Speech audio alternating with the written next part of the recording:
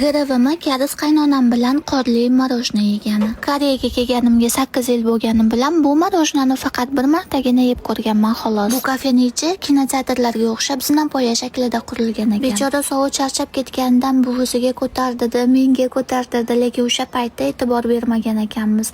Videolarni qaytadan ko'rib endi e'tibor beraman. Har xil turdagi qorli marojna bor ekan, tanlashimiz juda ham qiyin bo'ldi. Oxiri sovuq ham yeya oladi deb mango bilan greypfrutli qorli marojna zakaz qildik. Kariz qaynonam to'yxonada ofitsiantlik ishida ishlaganlari uchun ofitsiantlik ishini juda ham yaxshi ko'radilar. Shu yerda ham ofitsiantlik qilib yuribdilar. Siz yashayotgan joyda ham shunaqa qorli marojna sotadimi? Afsuski, mangosi ham muzlatilgan ekan. 19 oyli o'g'lim yeya olmadi. Muzdan tayyorlangan marojnaga qo'shib yegani sgushonka, brauni va kokonatli suv berishdi. Paksaudan hali inshaalloh juda ham ko'p mukbanglar bo'ladi. Shunaqa muzli marojnani ustiga ozgina pista, kokonatli suv va brauni shirinligini qo'shib yeyilar ekan.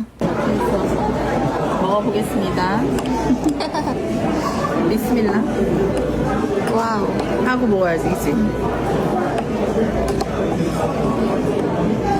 비스밀라. Chagovoyo.